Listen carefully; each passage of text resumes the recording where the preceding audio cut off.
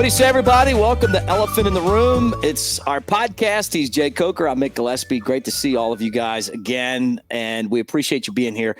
Part of Roll Tide Pods. Like and subscribe. Get in the comments section, man. Tell us what you think. Tell us what you think about this Alabama recruiting class. I'm gonna start with you, Jake, because Keelan Russell, man, the guy's a 5-star now, according to 24/7 Sports, and it's significant. So now you got 3 5-stars. So they were saying, well, Kalen DeBoer is not going to be able to recruit. And then they're like, well, he doesn't have any 5-stars. Now he's got 3 5-stars. And not that matters, but it's the perception that matters. And honestly, I like Russell a lot, man. This guy's coming in ready to win some football games. I just feel it when I see him talk.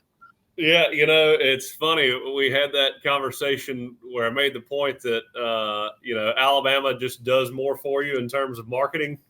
Yes. All of a sudden you commit to Alabama, and all of a sudden you become a 5-star.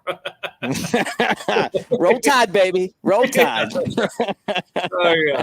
Oh, that's so funny. It's like, a lot of these recruits that come out of high school that nobody knows, and then all of a sudden they get offers, and it's like, oh – then all of a sudden the stars start showing up, and it's like, oh, now that he's got offers, he's a 5-star or 4-star, So, been the same guy, got a lot of talent. I don't know what shifts the star rankings around. I don't think too much of that. Obviously, if you're a 4 or 5-star, you've got some really good measurables. If you're a quarterback, you got a lot of arm strength and probably a smooth and quick, pretty release, good footwork, but you never know till you see the mental capacity on the field in live action. But yeah, right. The whole 5-star thing. Again, you're really cutting hairs between 4 and 5 stars, and all that is for the most part is physical attributes rather than what you're looking at on the field. Well, and a part of it too is talent. I mean, you can't measure some stuff in scouting, no matter what sport it is. You can't measure heart. You can't measure work ethic and determination, but you can measure talent. And it tells you that there's some talent that these guys are going to bring to the table. And Alabama with Nick Saban was the best in the history of college football.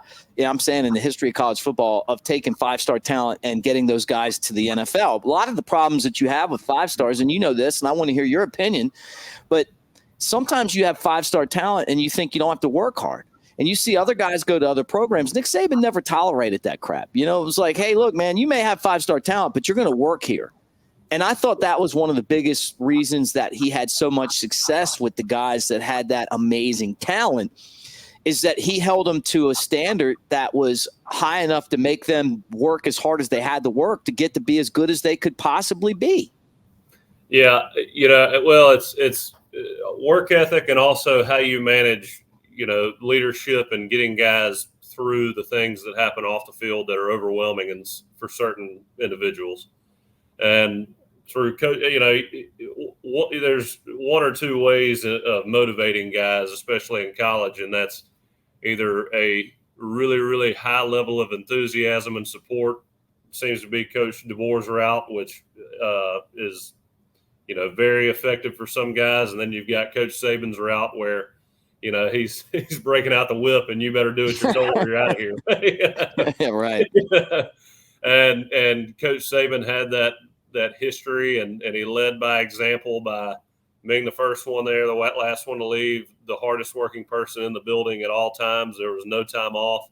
Coach Sisky on one of our other podcasts, I was very close to him, and he talked about how they worked, 7 days a week for 44 weeks out of the year. And Christmas Eve was really the only day they got off. And I believe it 100%. Those guys, Coach Sal Sinceri used to joke about how, the day after the national championship, they had to report back to the office to watch film on that game. Mm-hmm. So there was no time off. And, if you wanted to win national championships as a coach, win national championships, get a head job, you came and worked for him because you knew that was the model. For players, especially while I was there when Coach Saban had established his success and his dominance, his words carried a lot of weight. and so you did what he told. And at that point, when I was there, you had guys that had been with Coach Saban from their freshman year to their senior year, and really for the most part, it was all handled in-house within the locker room. And the teams seemed like every team was in the conversation to make it to a national championship or the playoff. But the teams that really had that senior base that policed and beat the shit out of the dissenters. The sinners.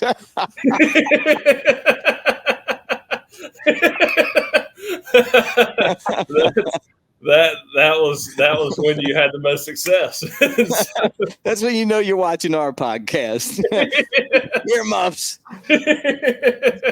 You said something, and I sent you this clip the other day from Coach Siskey. He's talking about playing at Auburn and Tommy Tuberville cutting him. Right? Did you watch that I sent you? Oh yeah. So let me set the table for you guys. Like it's him and Neil McCready, and I love Neil. Like I know Neil from my Cubs world, but I'm telling you right now, Neil's a great dude, and they cover Ole Miss.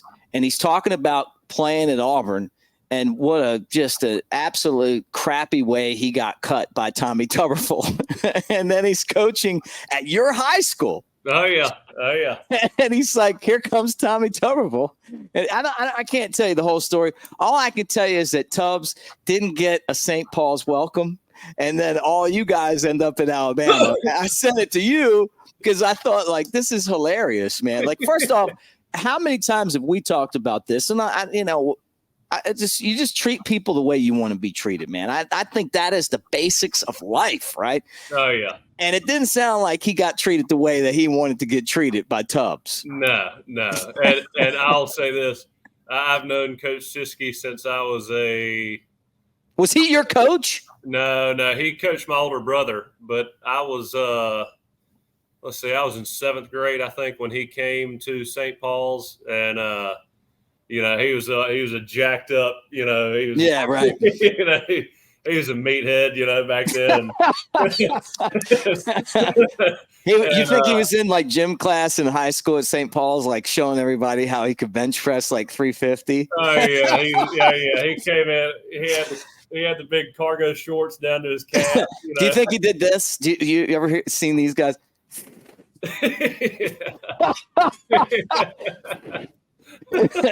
When you throw that weight up, man, you gotta make that noise. But Coach Siskey, he was one of those guys though that I will take his assessment of a person to the bank, because nice. He's just a great guy. He treats people the right way. He's to me, he's always done. I mean, I've known him again since I was in 7th grade, and so, I mean, I've always, really trusted his characterization or his opinion on really anything. I used to go to his office all the time and spend a lot of time with him when he was in Alabama. But that was pretty. I know that he didn't push anybody in a certain direction in terms of recruits, but it would be hard not to share that story to the recruits. Just that you were watching over, and I think that's fair, because you never know if that could be you if you get on the wrong side of a coach. Well, and to further that, I will say I did see Keelan Robinson talking about why he flipped Alabama. And I don't remember the exact quote, but he's talking about how much he trusts Kalen DeBoer. He felt like he could really, really trust him, to make the right decision for his future. And to me, when you're getting recruited, and I've had my story, I've told you a few times, about, some things that came up while I was getting recruited, and some things I was a little uneasy about. I mean, honestly, for a lot of players, and I feel like for the majority of players and parents, I mean, that trust factor, when you walk into a room and you feel like when you step foot on campus, I never wanted a promise that I would play or anything like that, but just a coach that I can look at in the eyes, have a conversation with them, and know that they're telling me the truth all the time, And when I say that Kalen DeBoer, to me, from what I've gathered knowing or meeting him for just a handful of times, you do get that feeling. And when you watch him in interviews, he's always the same guy. He's always got that same temperament. And you listen to, how he leads and what he expects of leadership. It's hard not to gather that feeling. And so to me, it makes sense why all these kids are jumping on the Alabama boat, because what the image he's putting out there. Yeah. Look, it's not just in football, it's in life, man. You just want people to believe that you are going to treat them like you want to be treated. I mean, I think that's the bottom line. And Coach Siski, his story was that Tommy Tuberville brought him in his office and basically just told him, hey, if you're going to run out on this field, it's going to be from the visiting locker room. And then his roommate, he was a non-scholarship guy, his roommate was a scholarship guy, and found out that he got cut on listening to the radio. Yeah. And I mean, nobody wants that. I honestly feel like Alabama hit a grand slam with Kayin DeBoer. I'm a pretty good judge of character, and no doubt in my mind that this guy isn't going to do things the right way. And as different as Nick Saban was, as far as like, you're never going to meet another Nick Saban. Just not. Like it's almost like he's programmed from some other planet or something. I mean, it's just how focused he was on what he was doing. And that was 24/7. But you know what you like about him is that there was this component about him that even though he was tough and wanted to get the best out of you, he was also honest and cared a lot about you guys. And I've heard that from all you guys. Like, talking about the Baron Hubers and the Mike Johnsons from his first year, John Parker, your team, and then up until the guy would cry, like almost start crying on post game shows at the end. That was when he was a little older. Yeah. but it was always there, Jake. It was always there. No. You get older, and it's like you can't control it anymore because you're like, hey, But I can't imagine him doing that to somebody ever. Oh no! And even that story, like you think about, like the story I told about the LSU 2-minute situation where he's cussing the lineman. That's still like an endearing. It's like an endearing story. And if you played and you've been around coaches like that and you kind of understand how they operate, I mean, it makes you love them even more because there's even more of a human element to it. If that makes any sense, Well, the best story isn't even that one. It's Ryan's story, Ryan Anderson. Which one? Not the one where Saban's following him. The one where Saban sends him home on the bus. And then he's going to quit, and his mom's not going to let him quit. And then he goes into Saban's office. He's expected to get just, beat up. And Saban's like, hey, it's over. Let's move on. Like after he put him on the Greyhound. You said the other dude texted me the other day, he might be the funniest dude that we know. I'm not even arguing. I gotta tell you a text he sent me after the show, but no, it's or the story about when Shank was on our show a few months ago talking about when his grandmother passed away. Mm-hmm. After the Iron Bowl, and he's got the bus and the flights, everything's in motion. Flowers at the funeral. You think you have the biggest rivalry, during the season, one of the biggest games, one of the biggest highlights on our schedule, and Coach Saban, with all that's going on, makes sure that Shank is taken care of. Going to be driven back to Mobile, back to Tuscaloosa. It's good. He doesn't have to worry about a thing with all that going on. Now look, obviously Ellis Ponder was probably putting that together, pulling his hair out. But he knows if that's not done, Coach Saban is going to wear him out because it's that important to him. You're taken care of in a respectful manner. Did you see the story where he's talking about, like, they're talking about Saban got a flight changed because he wanted, like, the fifth string guy to be at the practice? Did you see that? Oh, yeah. That was Donovan Jackson. Yeah, right. I mean, explain this to me, and how the hell do you get a flight changed? I have no idea. Like they held the plane for Dominic Jackson so that he could be, when he was a fifth stringer, at practice around Christmas time. Oh, yeah, and just drove him right up on the Birmingham tarmac. Are you the one that talked to me about that? Or was it was another show? Okay. Another Coach Sisky story.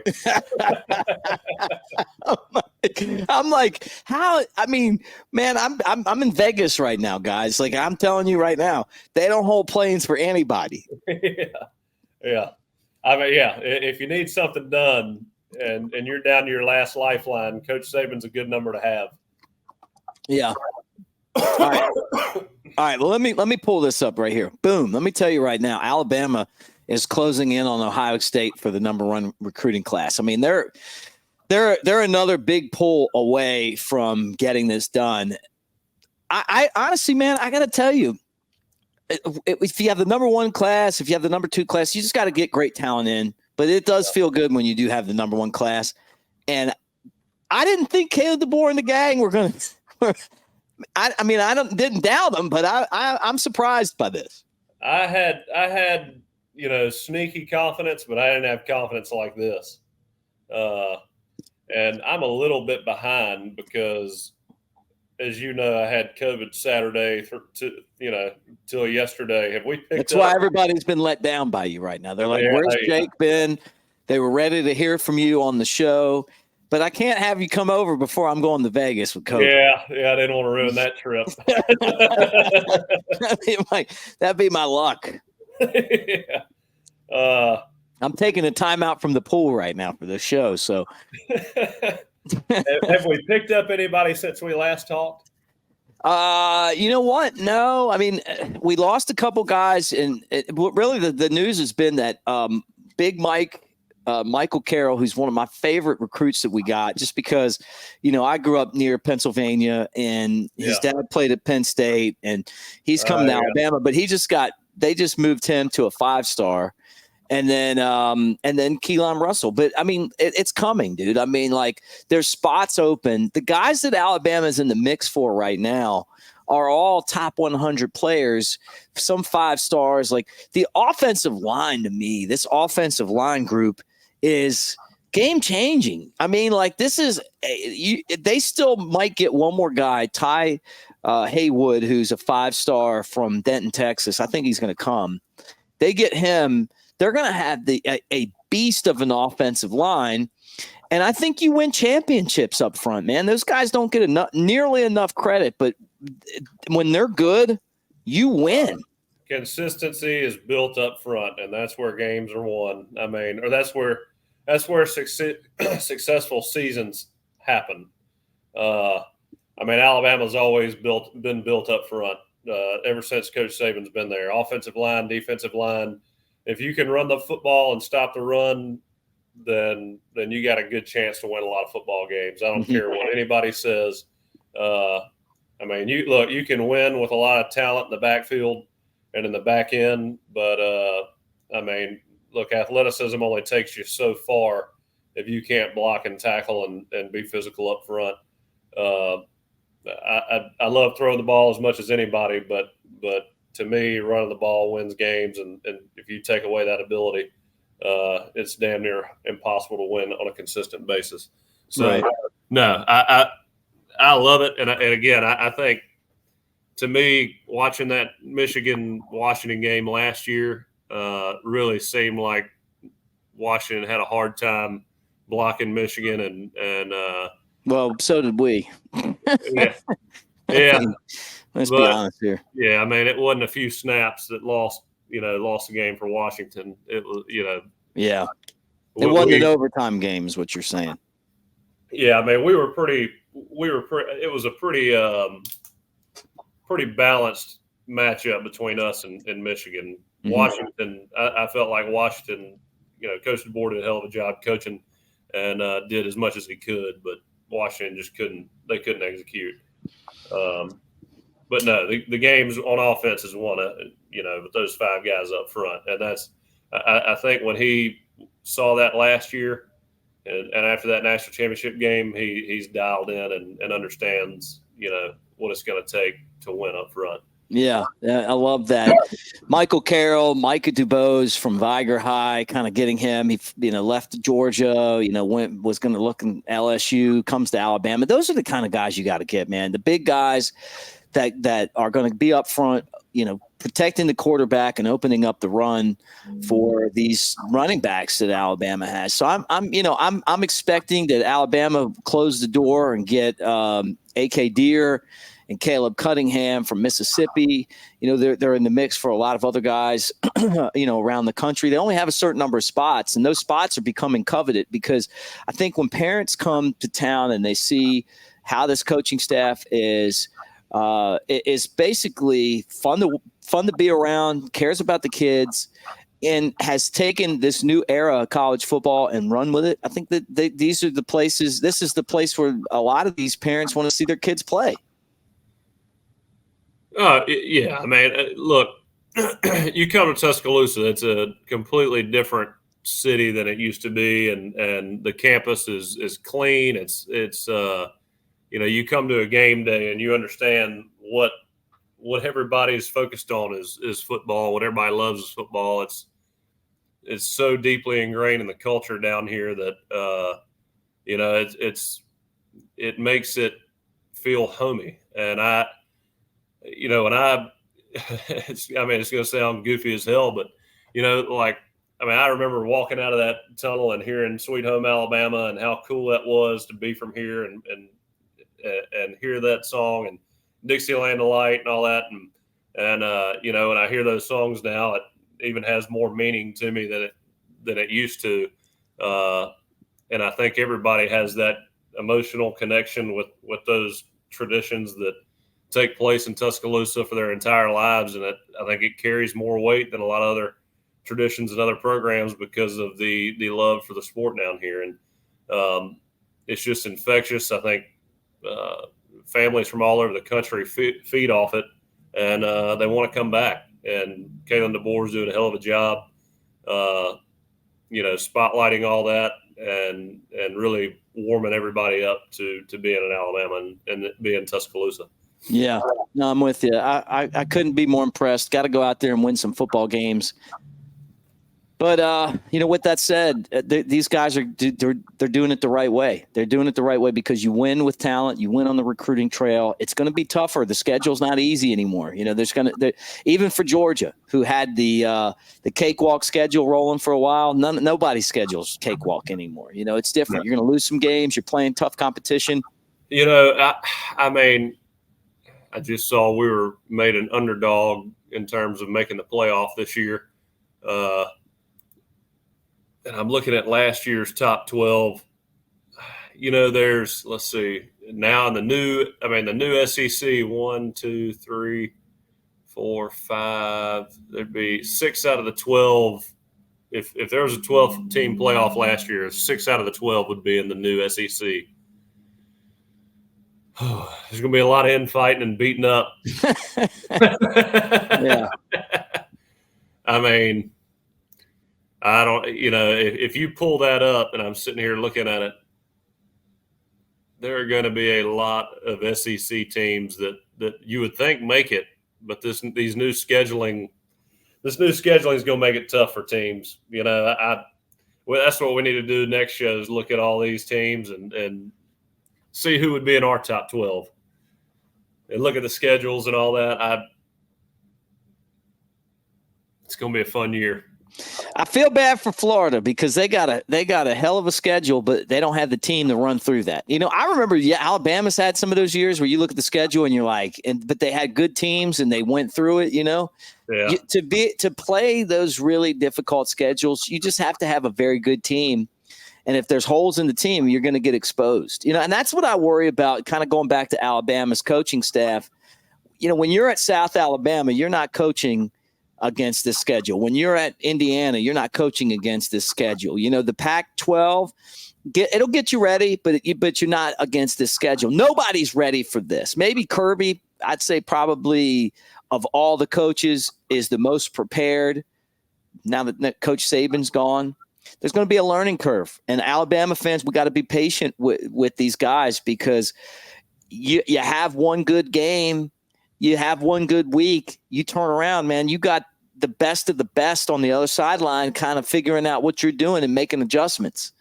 So it's going to be a week-to-week process with these guys. I think they're going to be okay. I really do. I think they're going to end up – DeBoer's won everywhere he's ever gone, and that's not going to change. And I think he's going to get national championships or at least a chip at Alabama, depending on what his long-term goal is. But I think there's going to be a learning curve, and part of what we got to do as fans is we just got to kind of roll with them. I mean, I've said this over and over again.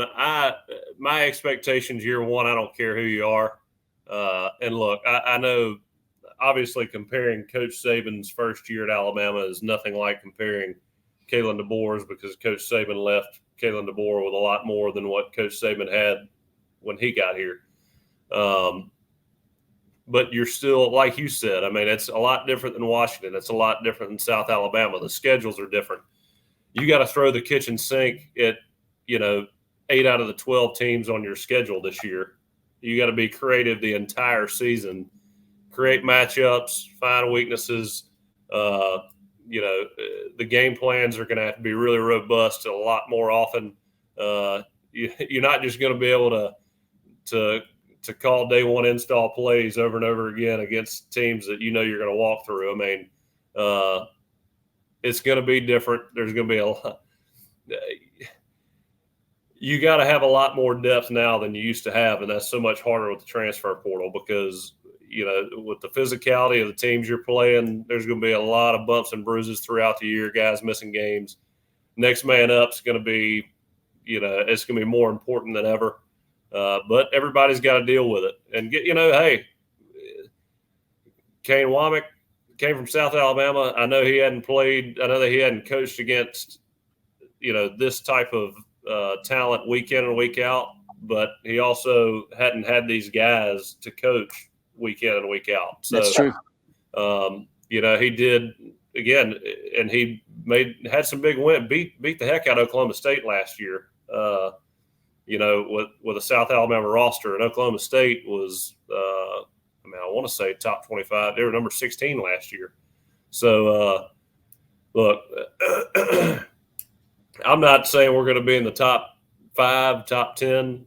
I hope we squeeze in there. I hope we win 10 games. That'd be great. But, again, it's first-year stuff, and there's a learning curve there. No matter where you are, first-year coaches – you got to give them a lot of a break. Guys, I want to remind you a couple things. We appreciate you being here on the show with us. Use the promo code ROOM20 and you get 20% off your first order at Rooback.com. I got my Rooback shirt out here in Vegas, sporting it yesterday. The black Rooback out here, looking good, looking sharp. I didn't bring the crab one. This is fun, but it's not that special of an occasion. That's the go-to. Yeah. I love those crabs. Vegas, huh? No. But the Freebird's back. I'll just tell you that right now. The Freebird's back. We're going to drop the crab traps probably Monday out in Mobile Bay, and we'll be steaming crabs by Wednesday. I hear you. Maybe that COVID will be over. You'll have finished spreading it to Mobile, and you can come over and do some crabs. Well, I wish I could hit a fast forward button over, right into September. I'm so excited about this. It's like, what about my COVID comment? No. I like how you dismissed that. Yeah, I'm done with it.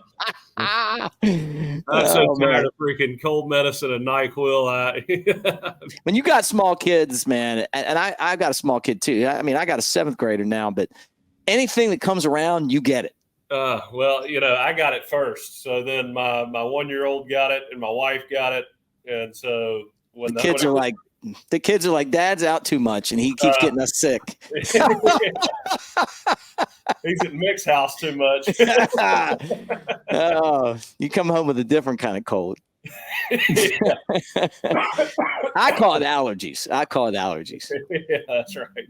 All right, let me say this, and then I'm going to let you close it with, because I know what you were about to say, and I think it's a good point. But guys, we're also presented by MyBookie, and we've all been there before. A weekend trip to the casino canceled because real life came calling. MyBookie's new and improved online casino is here to change the game. Dive into a truly realistic casino experience featuring the latest in slots, progressive jackpots, and live dealer action, all from the comfort of your own home. MyBookie Casino provides a Las Vegas experience when the action is in your hands, and you don't even have to wear pants. Start at MyBookie today with a generous sign-up bonus using promo code NEXTROUND, and a revamped loyalty program ensures a host of exclusive VIP perks. The more you play, the more you win with MyBookie. Nailed it. Nailed it that time. And look, I'm at the casino right now, but I'm where I'm actually wearing money out there. So listen, and this is where we're going to close it. The Mirage is shutting down. Okay, it's right next to my hotel, and they're saying that the Mirage has to give away a certain amount of money before it closes. I don't know why, but so many people are showing up there because the payouts are so big right now. I'm going to go over there, and I'm going to go over in the morning because I was walking today at 6 a.m. Like, I'm still on Central Time. I'm not on the. Yeah, you hadn't gone to bed yet. I was out there. Like there were some riffraff out there, but not the normal riffraff. But I will tell you this. Yeah, you were out there. You'll love this. The Big Elvis is in my hotel. He performs at the bar. He's so big he can't really stand, but he's there singing Elvis songs right there in Harrah's.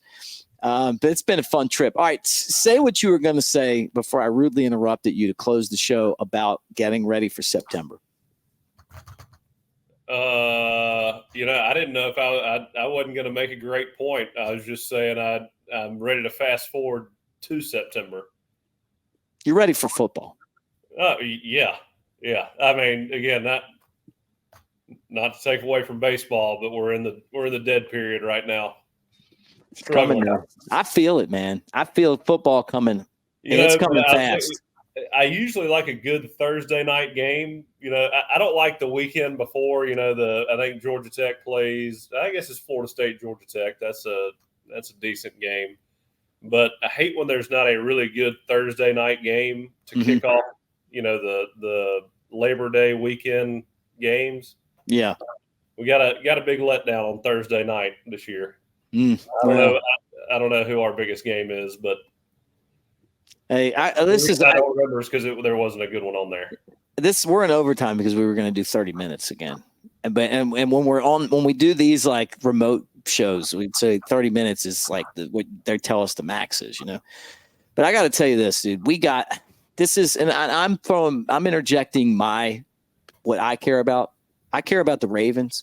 And watching Derrick Henry work out, I need you to go to the Ravens game with me because I need to meet this guy, man. Have you seen these boss workouts? I mean, the dude is a machine, man. I cannot wait to see him in the purple and black. He looks like he's ready to win a Super Bowl with the Ravens. I mean, I think this is going to be a huge year for him. I mean, we would have during the week we'd have a workout. And then we'd go practice, and then we'd get done, and I'd throw after practice a little bit, and I'd walk through the weight room to get, every now and then to get back to the locker, and I walk through and I'd see Derek squatting, and I'd be like, what in the hell? And Cochran would be like, giving me hell. He's, why don't you get in there? I'd be like, hey, well, you got a beer? I'll get a beer in there. But sit there like, I mean, this guy is he's not a machine. He is a machine, man. It's unbelievable.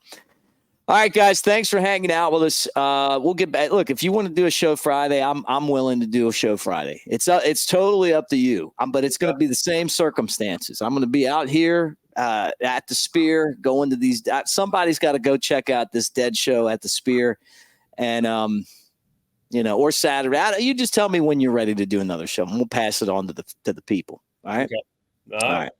All right. Roll Tide, everybody. Thanks for hanging out, and we will talk to you guys again soon.